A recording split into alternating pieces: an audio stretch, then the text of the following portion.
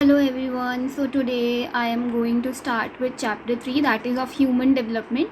And before starting this chapter, I want to ask this question to you, that have you revised chapter 2? Have you read it by yourself, and have you done the questions which are supposed to be done?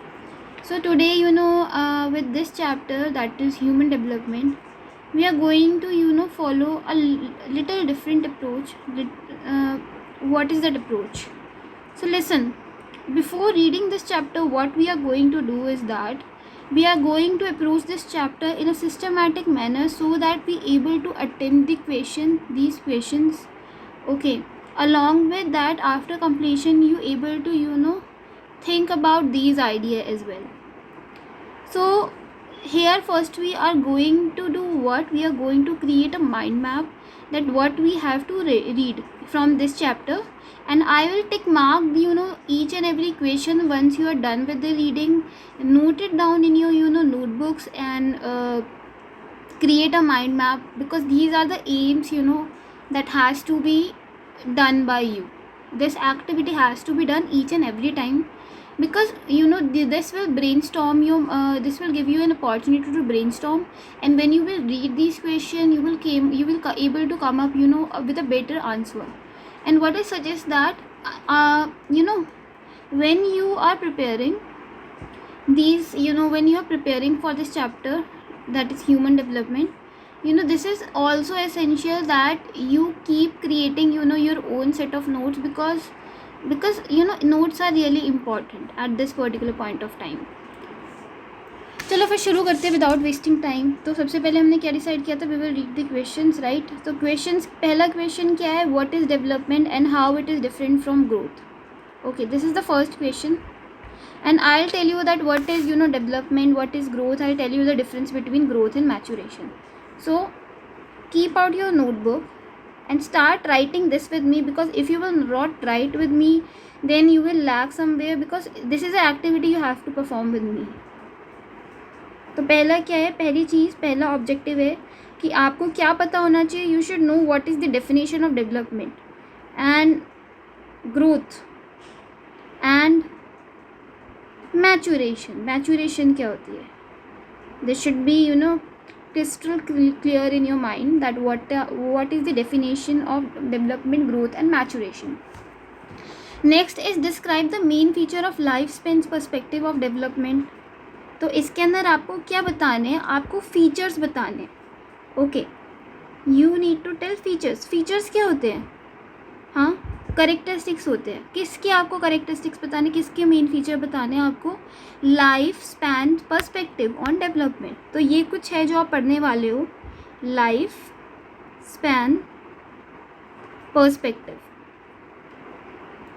अच्छा, अभी हमने chapter complete नहीं किया, अभी हम इस chapter को है ना क्लियर कर रहे हैं.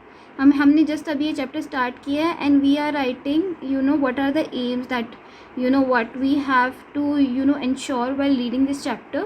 What are the main topics that we need to keep in our mind? So that's why we are doing this activity. तो फर्स्ट सेकेंड हमें life span perspective of development में फोकस करना है. ओके, देन हम इस chapter में है ना क्वेश्चन 3 पे देखो.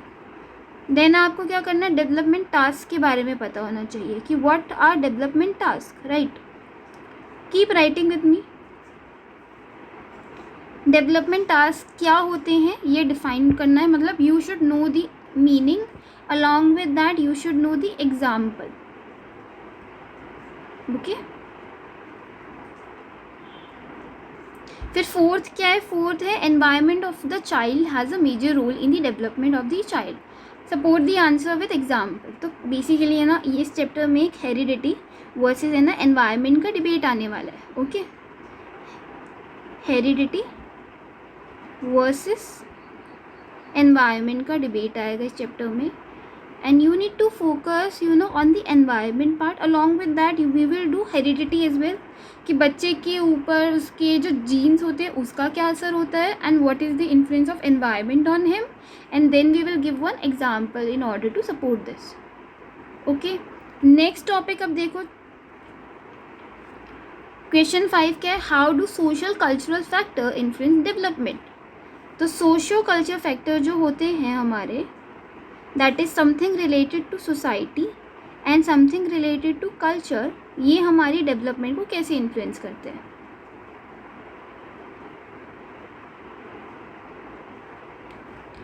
Now move toward the next question. Cognitive change taking place in a developing child. तो हमें डिस्कस करना है कि जो कॉग्निटिव मतलब जो हमारे ब्रेन में माइंड में जो चेंजेस होते हैं वो कैसे हेल्प करते हैं, मतलब कॉग्निटिव चेंजेस कैसे टेक प्लेस करते हैं जब बच्चा डेवलप करते हैं. तो एक तरह से how does the cognition develop, right, how does the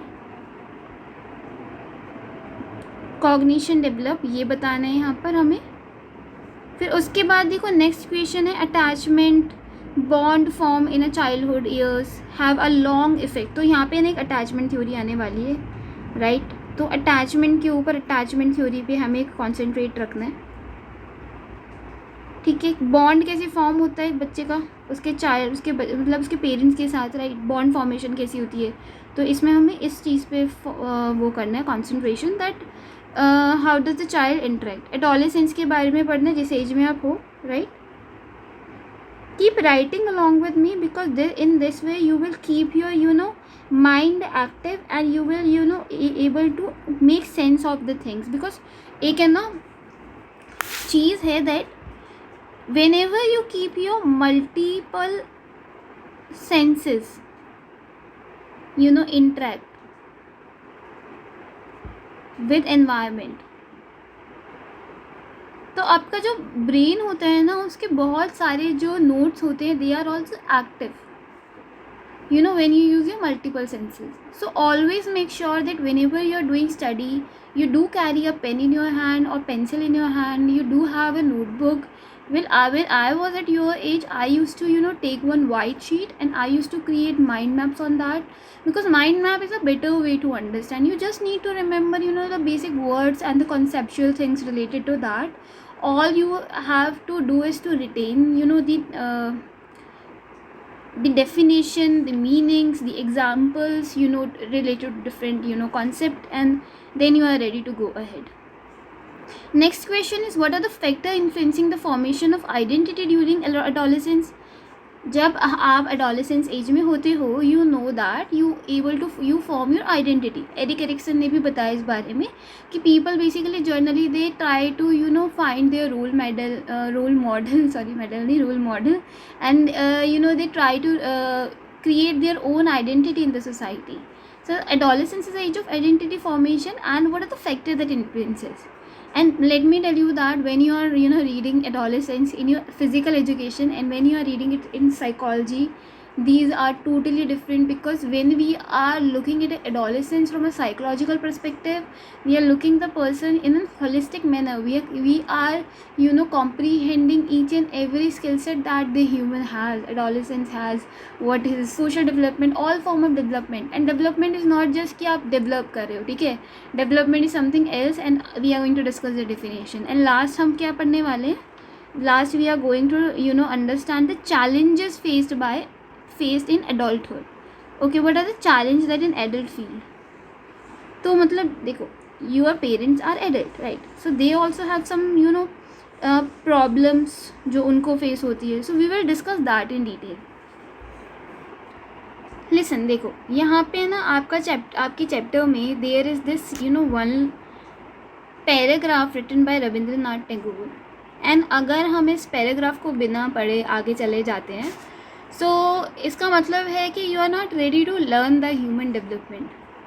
okay, क्यों हम रविंद्रनाथ टैगोर को पढ़ रहे हैं? Because he was an important personality in 1908. You know that Rabindranath Tagore won the first Nobel Prize in Literature. He wrote a book named Gitanjali, and this is he was a famous writer at that time. Come on, he was the first person who got award in literature.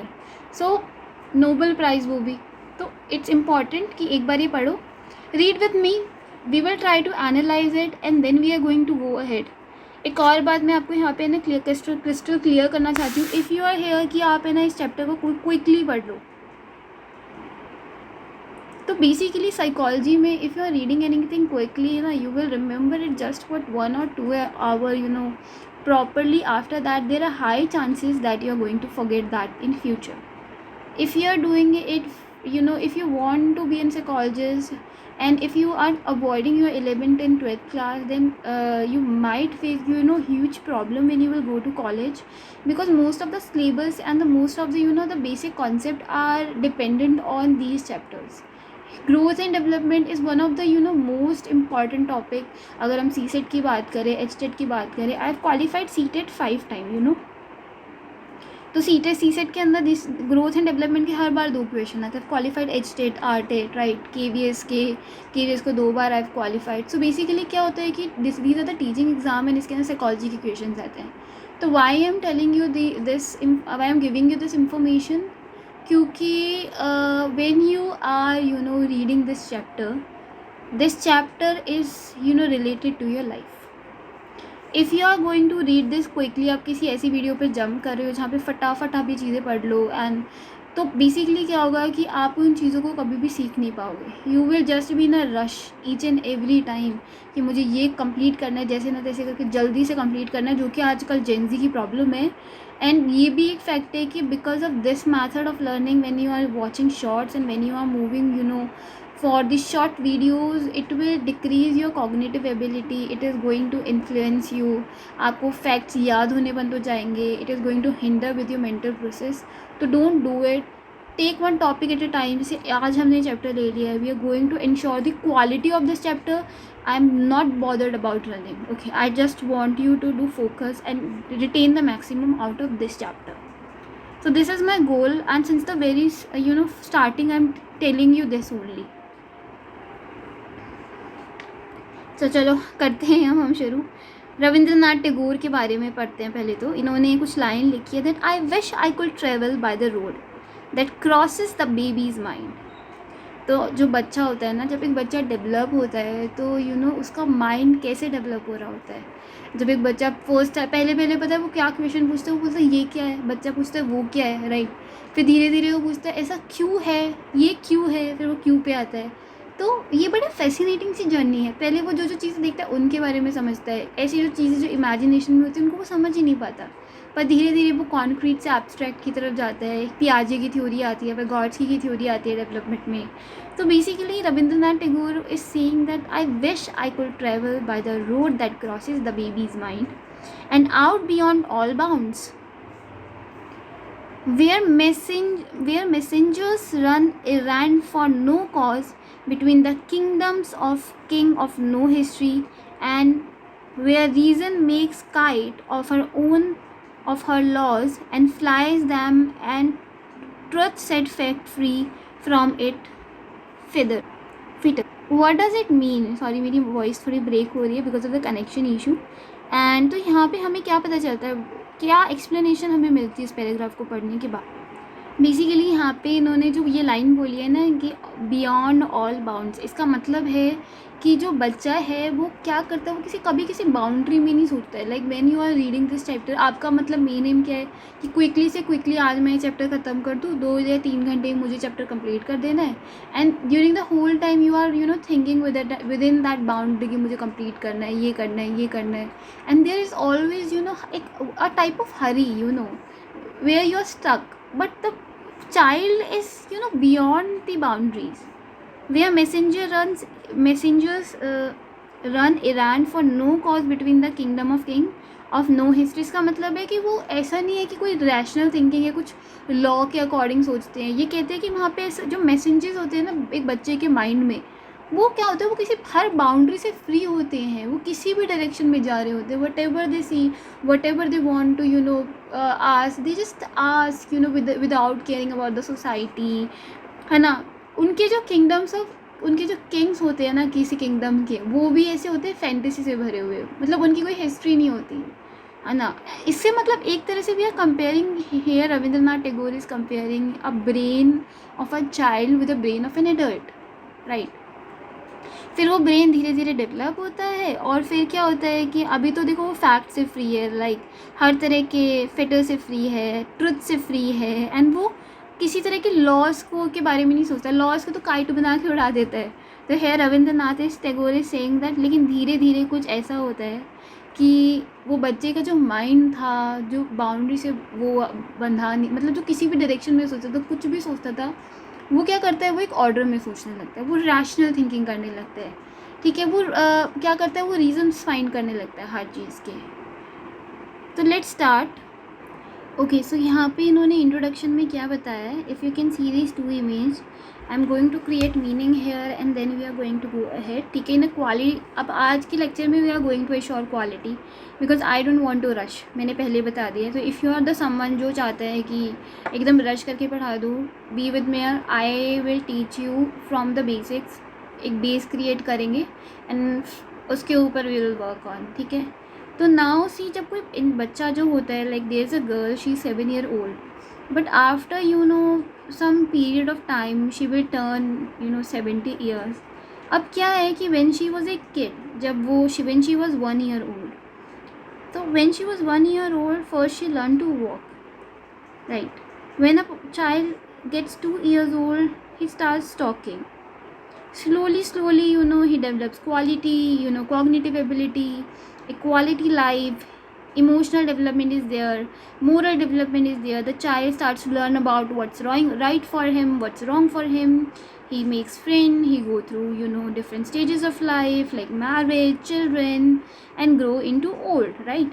Meanwhile, there is some physiological change like puberty, and they passes through a very important stage in which you are adolescence. So in this chapter we are going to actually learn about the major periods of life,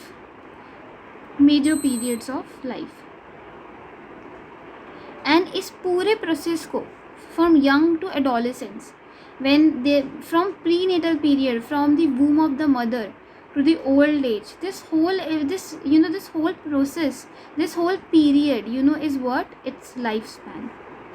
So we are actually look into the lifespan from a psychological point of view. Now let's start with the definition of development. Okay, so now let's jump into development, and हम इसको थोड़ा समझेंगे। देखो, तो यहाँ पे इन्होंने क्या बोला हुआ है कि हम जब किसी बच्चे को ग्रो होता हुआ देखते हैं अपने आसपास, तो हम क्या देखते हैं, we able to see the physical changes.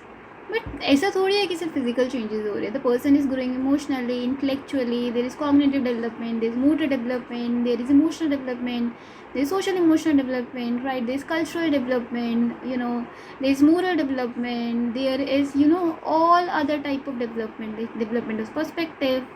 So many developments are there. So one thing is clear, that this word development is multi-dimensional, right? So you can write these words on the blank side of your book, wherever you find space, okay, because these words will help you in revising. एक यहाँ पे एक word लिखना, that is multi-dimensional. Then you should know that when we saw this girl, she was 7 year old, and when she grown up into 70 year old, so here we can see that development is progressive. We never see कि development कभी negative जा रही है। कभी अगर किसी person ने intelligence gain कर ली हो, राइट, और एज के साथ साथ उनकी इंटेलिजेंस जो है वो कम हो गई हो, the old people know so much, right. So development is progressive, it is always increasing, right, and this is progressive series of changes in an individual, right, which leads to growth. When we talk about growth, growth is the increase in the size of your body, and it is generally associated with the cell division in your body, right? Like आपकी height increase हो रही है, आपका weight increase हो रहा है, right? तो growth is not always progressive, growth क्या होती है, growth हम socially we say that growth होती है, but this is actually development, वो ग्रोथ नहीं होती है। Growth is the increase in the size of body, and it is always toward cell division. But when we are talking about development, development is actually a progressive series of change, मतलब हमेशा वो चीज़ बढ़ती रहेगी। For example, your height will increase, you will never become kid again, right. Your development, your social interaction will increase, you will become more and more socially active during a period of time. Your moral development will be done, you will able to distinguish between right and wrong differently in different ages, उसके लिए हम Kohlberg की theory पढ़ेंगे, ठीक है, conventional, ठीक है, pre conventional, post conventional, और 6 स्टेजेस उसने दिए कॉलबर्ग ने, that also we are going to study. अब ये क्या है, ये यहाँ पे ना, यहाँ पे क्या होता है, जो ग्रोथ है it's a part of development, ठीक है। तो you can make this diagram also. Development जो है, development is a bigger concept, this is development, and growth जो है, growth is a part of development. Development also include maturity in it. Maturity क्या? Okay, so now let's move next ahead towards development. तो अभी हम development के बारे में ना थोड़ा सा समझते हैं। देखो यहाँ पे like I was teaching you about maturity, कि डेवलपमेंट में ना, डेवलपमेंट इंक्लूड्स मेच्योरिटी, पर मेच्योरिटी का मतलब क्या होता है पहले समझो। Maturation is a process of biological growth and development that enable an individual to perform behaviour as a result of inherited genetic potential. It means that we all are born with some potential, ठीक है। मतलब कि देखो, जैसे कि कोई बच्चा है, वो क्या करता है, वो चलने की एबिलिटी रखता है, पोटेंशियल है उसके अंदर, वॉक करने का है, क्रॉल करने का पोटेंशियल है, साइकिलिंग करने का है। लेकिन क्या आप किसी 2 साल के बच्चे को, 1 साल के बच्चे को साइकिलिंग करवा सकते हो? The answer is no, right, because उसकी एज नहीं हुई है। दिस इज़ द थिंग ना, कि जेनेटिक, हमें ना एक जेनेटिक पोटेंशियल के साथ आए हैं, कि जैसे हम क्या देखते हैं कि एक बच्चा जो है 1 साल तक चलना सीखता है, ठीक है। उससे पहले क्या होता है, उसकी पहले मसल डेवलप होती है, और अगर बच्चे को पहले ही पेरेंट्स चलना सिखा दें तो उसकी बोन डेवलप होने का चांस रहता है। तो धीरे धीरे एज के साथ वो स्किल्स डेवलप होती है बॉडी में, एंड एक एज के साथ ही बच्चा डेवलपमेंट करता है। फॉर एग्जाम्पल, आज जो थिंकिंग आपकी आज है, राइट, इन 11th क्लास, क्या आपकी वो थिंकिंग पहले भी थी when you were in 5th class और 4th class? The answer is no. कुछ पोटेंशियल, कुछ जेनेटिक एबिलिटी आपके टाइम के साथ डेवलप हुई, right, because of which what happen that आपने वो स्किल सीखी। तो दिस इज़ व्हाट कि मैच्योरेशन भी एक प्रोसेस है। देखो, बायोलॉजिकल ग्रोथ है ये, और डेवलपमेंट है बायोलॉजिकल, जो एक इंडिविजुअल को अनेबल करती है कि वो परफॉर्म कर सके कुछ सर्टेन बिहेवियर को, ठीक है, as a result of inherited genetic potential. तो यहाँ पे ना यही सब लिखा हुआ है। देखो, development is a pattern of progressive, orderly and predictable change that begin eight conception and continue through out the life. Development निरंतर पूरी ज़िंदगी चलती रहती है, तो दिस इज़ इम्पॉर्टेंट, ठीक है। हमें याद है, they were asking you what is development, पूछा था ना। तो either you can write this definition, देखो दिस इज़ ऑल्सो करेक्ट। मैं हमेशा ये डेफिनेशन देखती हूँ, development is the progressive series of changes in an individual that lead to growth, maturation and adaptation throughout the lifespan. But this is also correct, okay, this definition is also correct. अब क्या है कि development क्या है, whenever you will write the definition of development then you will make this diagram. This is very important. तो अपनी book में ही यहाँ पे make this diagram, ठीक है, यहाँ पे इस डायग्राम को बना लो। देखो, biological, cognitive, social emotional, this 3 are the type of development. हमारे जब हम पैदा होते हैं, we are born with chromosomes, we have genes, ठीक है। In that all the genes, there is some information, some protein, and basically it's guide the development of the anatomy that we have. Okay, it helps in development of the body part. Why your eyes are different, nose is different, ears are different, why your body structure is different, this all is genetic. Height, okay, pineal gland कितना secrete करेगा आपका growth hormone, this all is predetermined. So this is the genetic development or biological development. The another one is the cognitive development, that is the mental activities also develop. अब jeans, अब आपका क्या है, मानसिक विकास हो रहा है आपका, राइट, आपकी बॉडी ग्रोथ हो रही है, आपकी सोशल डेवलपमेंट हो रही है। अब आप ऐसे सोचो कि 2 बच्चे हैं, देयर इज़ अ चाइल्ड जो कि क्या हुआ है, स्लम में पैदा हुआ है, and there is one child which is born with all the facilities, with a silver spoon, right. तो अब क्या होगा कि सोशल एनवायरनमेंट डिफरेंट होगा, जो अपॉर्चुनिटी बी के पास होगी वो अपॉर्चुनिटी ए के पास नहीं होगी, राइट। तो this is what this interaction basically developing a human being into a unique person, a unique personality, है ना। तो this diagram you will make, and यहाँ पे आपको ये चीज़ें लिखनी है. Changes related to interaction with people is socio emotional development.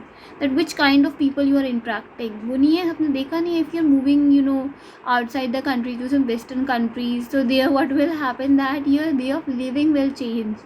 Why? Because your social economic development has social emotional development has occurred. Now एक है ना, ये एक क्वेश्चन हमने अभी सीखा है, एक हमने अभी वो किए थे ना, हमारे गोल्स लिखे थे.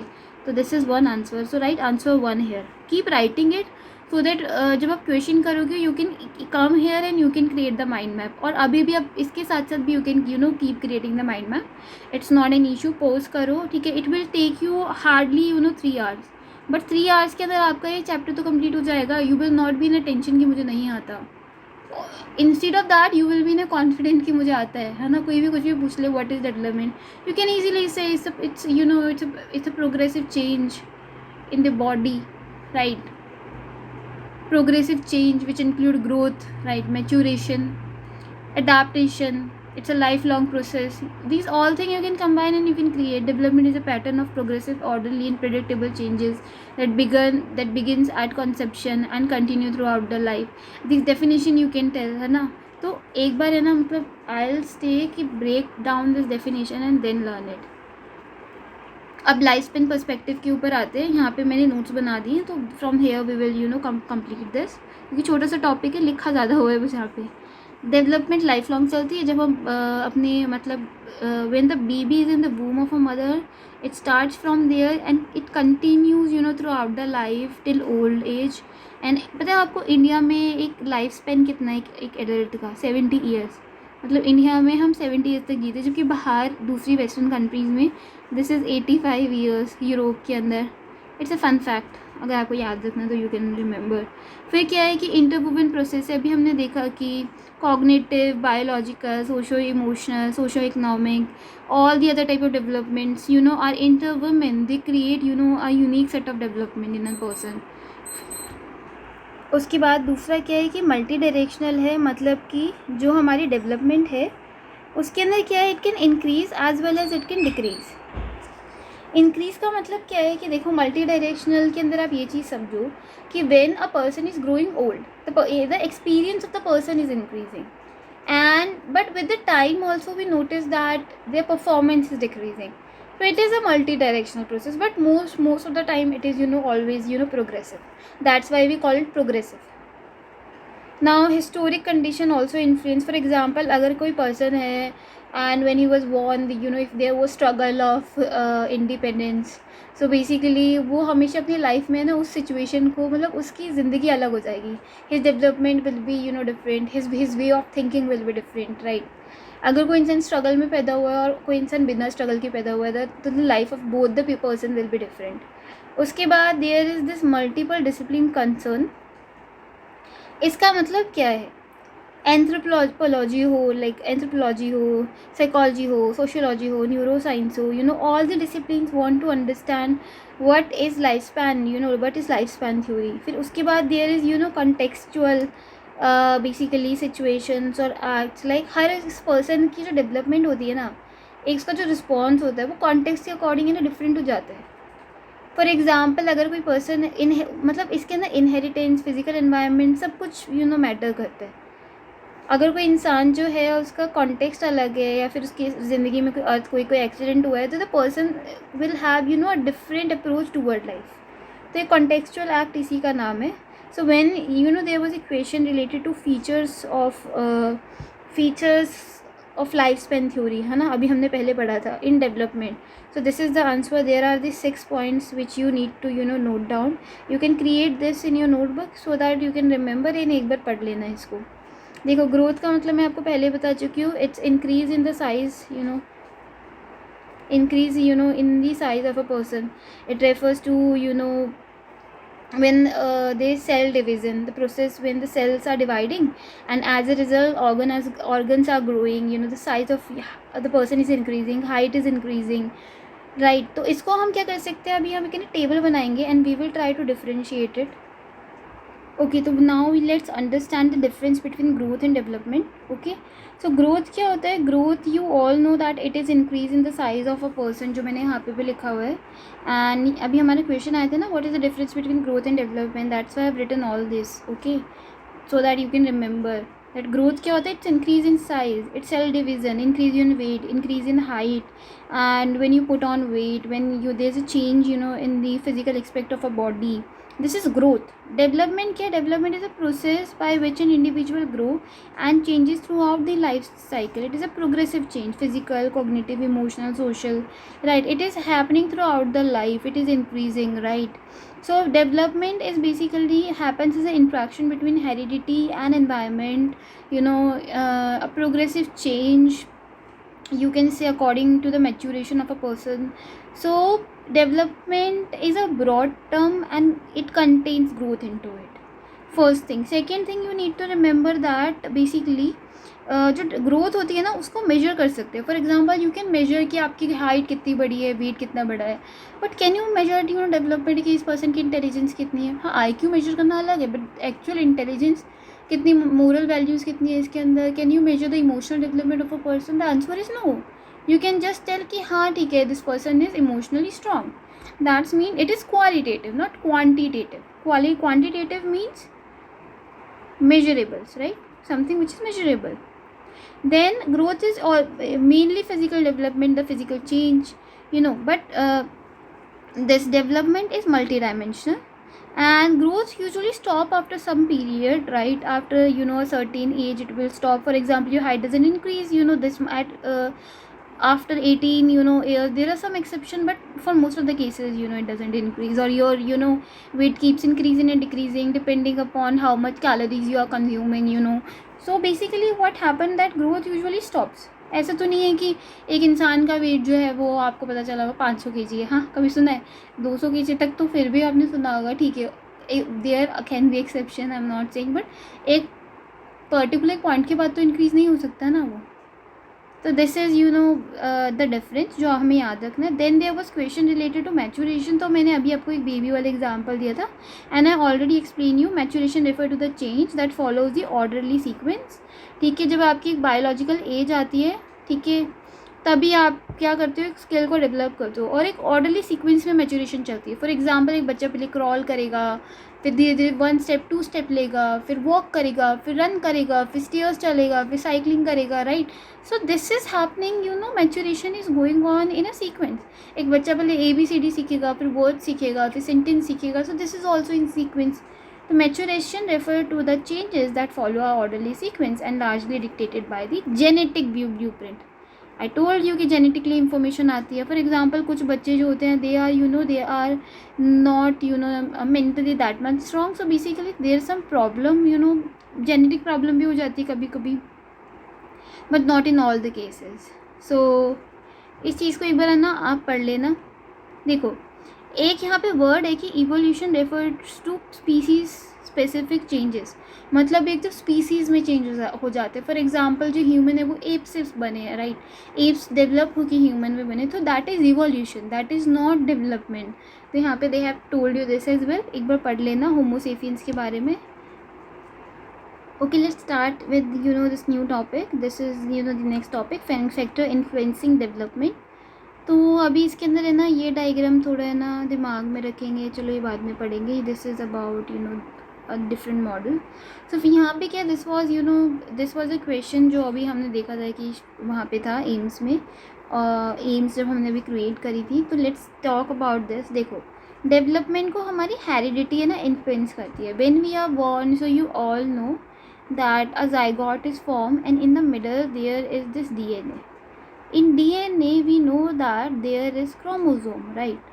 If you will open this chromosome, now there are multiple genes, right? These genes basically carries, you know, the information related to what skill you are going to develop, at what age you will, you know, develop your height, what will be the color of your skin, eye color, etc. So basically heredity is not just limited to how you look, it also determines your intelligence, your emotional development, your intellectuality, your personality, your creativity, etc. Okay, Next is genotype. Now let's understand this. Genotype is the complete set of genetic information. Okay, ये क्या एक पूरी की पूरी genetic information है जो आपके jeans के अंदर आई हुई है. From parents you got this genotype. All information like the whole individual you will be, it's already written in your genes. Some, this genotype basically is also called the biological basis for development. Now what is phenotype? Now phenotype refer to the observable and the measurable characteristics in your body or in the body of any individual, like if you will increase the height, if you will increase your height by doing some physical activity, ठीक है. And after that if you are measuring your height, so कुछ gene का भी influence है, कुछ environment का भी type है, एनवायरनमेंट का भी इन्फ्लुएंस है. एंड आप क्या करोगे फिनोटाइप के अंदर, you can observe your height, है ना. बिहेवियर, इंटेलिजेंस, पर्सनालिटी, जो ये सब चीज़ें या तो हम इनको ऑब्जर्व कर सकते हैं या हम इन्हें मेजर कर सकते हैं, ठीक है.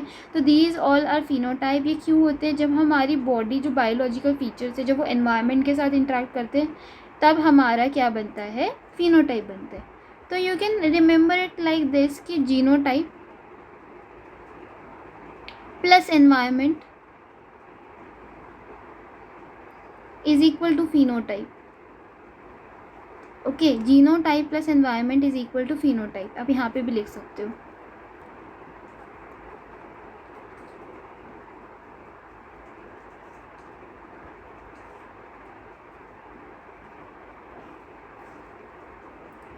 Now, the environment includes all the external condition which are outside our body and basically जहाँ पे हम अभी पैदा हुए हैं, जहाँ पे हम रह रहे हैं, the society, the economic condition of your parents, your school, okay, everything, the nutrition that you take, this all is environment.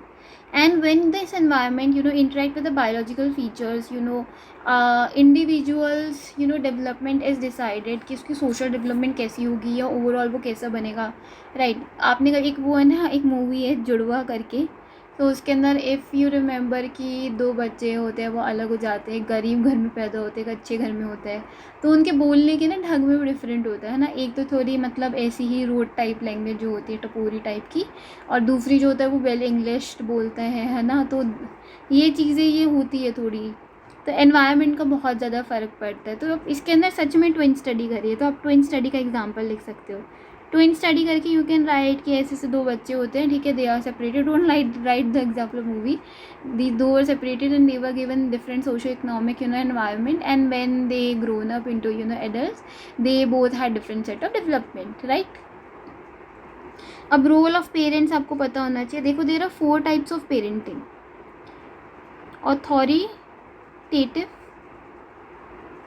Authoritarian, permissive and neglectful. Authoritative के अंदर क्या होता है? When the parents are more when the parents are demanding as well as they are responsive. अब यहाँ पे ना एक डिमांडिंग और एक रिस्पॉन्सिव करके वर्ड आता है, तो थोड़ा समझो. डिमांडिवनेस क्या होती है? जब पेरेंट्स डिमांड करते अपने बच्चे से कि मुझे ये काम चाहिए. रिस्पॉन्सिवनेस क्या होता है? जब बच्चे की डिमांड होती है एंड जब पेरेंट्स रिस्पॉन्स करते हैं कि ओके बच्चा आपकी डिमांड है, we will fulfil your demand. तो एक होता है कि there is this demand, responsiveness, ठीक है, पेरेंट्स करते हैं, और एक पेरेंट्स डिमांड करते हैं. तो अथॉरिटेटिव में क्या होता है कि parents are equally demanding and responsive. There is a democratic type of behaviour. अगर कोई बच्चा कुछ गलती करेगा तो punishment is decided in a democratic manner that if you will do this mistake you are going to get this punishment. All rules are clear. So in this a healthy type of a child is developed, not parent, a healthy child is developed. Authoritarian में क्या होता है? Parents over demanding होते हैं, मतलब बच्चे से demand करते रहते हैं और रिस्पॉन्स कुछ करते नहीं. इस केस में क्या होता है? बच्चा क्रिमिनल बन जाता है, ठीक है. जो होता है जुवेनाइल बिहेवियर स्टार्ट करना, शो करने लगते हैं, है ना. तो ऐसे बच्चों को क्या होता है कि बहुत प्रॉब्लम हो जाती है, मेंटली डिस्टर्ब हो जाते हैं, राइट. एक होता है कि बच्चे पेरेंट बहुत ज़्यादा रिस्पॉन्स करते हैं और कुछ डिमांड नहीं करते, मतलब बच्चा जो बोलता है वो फुलफिल कर देते हैं. तो बच्चा क्या करता है? बहुत ज़्यादा डिमांडिंग बन जाता है, राइट. हमेशा अगर कुछ भी नहीं मिलेगा तो उसका सेल्फ कंट्रोल चला जाता है, वो ओवरली डिपेंडेंट बन जाता है पेरेंट्स पे. फिर नेग्लेक्टफुल होता है जिसमें पेरेंट्स जो होते हैं बिजी होते हैं, वर्किंग होते हैं, तो बच्चे के ऊपर उसके पीयर ग्रुप का इन्फ्लुएंस पड़ता है। तो रोल ऑफ पेरेंट्स जो होता है ये बहुत इंपॉर्टेंट है, ये डिटरमाइन करता है कि बच्चा क्या डेवलप होने वाला है, राइट, किस डायरेक्शन में उसकी डेवलपमेंट जा रही है। Then there is active role of child, मतलब childrens actively contribute to their own development by selecting and engaging in environment.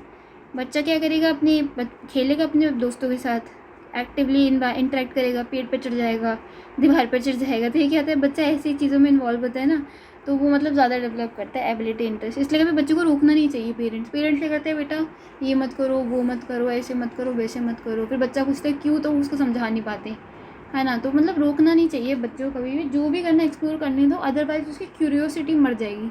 अभी वो क्यूरियस है तो वो उसको एक्सप्लोर करेगा, तो he will start moving in a better direction. उसको डायरेक्शन को गाइड करना चाहिए। तो ये थोड़ा है। तो ह्यूमन डेवलपमेंट जो है वो इन सभी फैक्टर्स से क्या होता है, इन्फ्लुएंस होता है। अब this is the next context of development. भाई बहुत ध्यान से सुनना, very important theory, one of the most important theory, जो बहुत आगे तक मतलब आपसे पूछी जाएगी। तो आपको क्या होना चाहिए, इसके बारे में पता होना चाहिए, राइट। तो पढ़ें, if you are okay with it can we go ahead, yes. तो चलो अब आगे पढ़ते हैं। तो बेसिकली क्या है, स्टोरी समझना कि बॉर्नफर बर्नर्स की जो फैमिली थी क्या करती है, यूनाइटेड स्टेट्स ऑफ अमेरिका पहुंच जाती है। तो अगर आप वर्ल्ड मैप पे देखोगे ना, तो वर्ल्ड मैप पे थोड़ा इस तरह का ना अमेरिका दिखता है। मुझे नहीं पता कि तुम्हें ये मैप वगैरह आता है या नहीं आता, पर मैप आना चाहिए, है ना। तो दिस इज़ अमेरिका, ठीक है। यहाँ पे क्या है, this is America, north America, ठीक है। इधर ग्रीनलैंड है। देन यहाँ पे क्या है, यहाँ पे यूरोप है ना, Mediterranean sea. Then this is Africa, right, Africa है ये, Suez canal, Arabian peninsula, Kamchatka peninsula, ठीक है। This is India. Then this is basically Indonesia, Singapore, ठीक है, Brunei, Philippine. Then here is Japan, right, North Korea, South Korea, here is Australia. So ये वाली जो country है ना यहाँ पे, ठीक है, ऊपर क्या है, ऊपर there is this Canada, and यहाँ पे यूएसए, और नीचे मैक्सिको। तो बेसिकली क्या होता है कि ये बॉर्नफर बर्नर की फैमिली यूनाइटेड स्टेट्स चली जाती है, यूएसए चली जाती है, जब ये सिर्फ 6 ईयर्स के थे, है ना। एंड अभी है ना, इनके बारे में क्या है कि ये he is a male, not she नहीं है। तो इनकी जो एकेडमिक एजुकेशन थी ना, बैचलर्स डिग्री जो थी, इन्होंने वहीं से करी 1938 में कॉर्नेल यूनिवर्सिटी।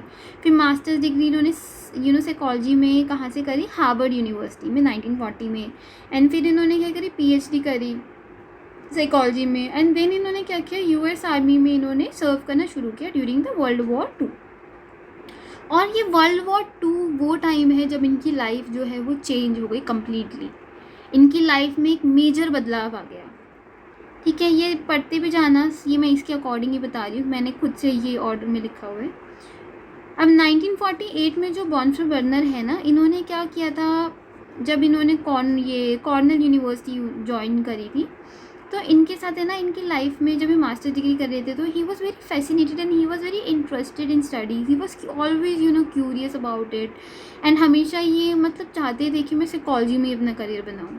फिर उसके बाद क्या होता है कि ये क्या करा, जब इन्होंने उस आर्मी में सर्व किया, ठीक है, तब इनकी थोड़ी सी लाइफ इनकी चेंज हो गई थी काफ़ी ज़्यादा, मतलब। लेकिन उससे पहले से ही ये रिसर्च कर रहे थे, ठीक है, बच्चों पे इन्होंने रिसर्च करी, फैमिलीज़ पे करी, और काफ़ी मतलब इन्होंने डिटेल में स्टडी करी है इस मॉडल के ऊपर जो इन्होंने दिया है। उसके अलावा जब इन्होंने ये इस मॉडल को ना इकोलॉजिकल सिस्टम कहते हैं, तो इन्होंने 1970 में दिया था। This is the fact that you should no, ठीक है। और ये थ्योरी कब आई थी, जब बहुत सारी जो डोमिनेंट थ्योरी थी वो ऑलरेडी आ चुकी थी, चाहे वो कोर्ट लेविन हो, चाहे वो जीन पियाजे हो, चाहे वो वाइगॉट्स्की हो, ठीक है। तो बेसिकली डोमिनेंट थ्योरी चाइल्ड पे ऑलरेडी आ चुकी थी, but this was one of the most important theory जो काफ़ी लेट आई, but it was very effective. So let's understand उन्होंने किस किस चीज़ों में के बारे में बात किया। तो इन्होंने बात करी थी माइक्रो सिस्टम के बारे में। तो माइक्रो सिस्टम क्या होता है, इन्होंने कहा कि बेसिकली 5 तरह के ना की एनवायरनमेंट होते हैं बच्चे के आसपास, जो मतलब उसको हेल्प करते हैं डेवलप करने में यूनिक वे, मतलब एक अलग से तरीके से वो उसको डेवलप करते हैं। बच्चा जो है वो एक यूनिक पर्सन क्यों बन जाता है, इन 5 की सिस्टम्स की वजह से, सिस्टम से ही, ठीक है। अब सी दिस मैप इमेज यहाँ पे ना, ये सबसे पहला है द इंडिविजुअल, एंड सबसे पहला जिस सिस्टम से वो इंटरेक्ट करने वाले बाहर की तरफ जाएंगे तो that is micro system. Micro system में उसके क्लोज्ड इंडिविजुअल आते हैं, जैसे कि आपको याद होंगे आपके स्कूल में क्या होता था, कौन आपके दोस्त है स्कूल में, फैमिली में आपके कौन कौन है, आपके नेबर कौन है, आपका रिलीजन क्या है। तो ये सारी जो चीज़ें आपका इमीडिएट इन्वायरमेंट जिनके साथ आप शुरू में इंटरेक्ट करके आपकी सारी तरह की डेवलपमेंट करते हो, that is the micro system. उसके बाद then we go a little ahead, ठीक है, हम मीज़ो सिस्टम के अंदर जाते हैं। अब मीज़ो सिस्टम क्या होता है, यहाँ पे क्या होता है, एक बच्चे का माइक्रो सिस्टम जो होता है उसके जो कंपोनेंट्स हैं वो आपस में इंटरेक्ट करने शुरू करेंगे। फॉर एग्जांपल शुरू में बच्चा स्कूल से भाग के घर आता था, फैमिली को अलग रखता था, स्कूल को अलग रखता था। फिर बाद में क्या होता है कि दोनों चीज़ें मिल जाती है, बच्चा स्कूल में अपने घर के बारे में बात करेगा, घर में अपने स्कूल के बारे में बात करेगा। तो this is meso behaviour. Neighbours आएंगे तो पूछेंगे पढ़ाई कैसी चल रही है बेटा, ठीक है, और बच्चे जब छोटे होते हैं तो वो क्या कहेंगे, हब करके चले जाएंगे। तो ये चीज़ें होती है ना, हमने देखी है मीज़ो सिस्टम में। Then there is exo system. Exo system में क्या होगा, इंट्रैक्शन और रिलेशन बनेगी चाइल्ड की माइक्रो सिस्टम्स के बीच में, है ना। क्लियर है ये दोनों। अब आगे चलेंगे हम, अब थोड़ा बाहर की तरफ जाने वाले हैं, अब हम एक्सो सिस्टम की तरफ चलेंगे। एक्सो सिस्टम में क्या होगा कि जो बच्चे, जो पेरेंट्स का जो वर्क प्लेस है या फिर जो कम्युनिटी की जो रिसोर्सेज है, जो हमारी गवर्नमेंट होती है, राइट, उसका रोल आ जाएगा यहाँ पे। तो ये आपको थोड़ा है ना बुक से देखना पड़ेगा क्योंकि यहाँ पे ज़्यादा अच्छा बता रखा है। The exo system include the event in the social setting where the child does not participate directly. बच्चे यहाँ पे डायरेक्टली पार्टिसिपेट नहीं करेगा, but they influence the child experience in immediate context. For example, the transfer of father or mother may cause tension among the parents, right, which might affect the interaction with the child or the general amenity available to the child like quality of schooling, library, medical care, etc. फिर उसके बाद क्या होता है कि यहाँ पे अब क्या बच्चे के पेरेंट्स का बिहेवियर, मतलब पेरेंट्स जो करेंगे बच्चों पे आ रहा है।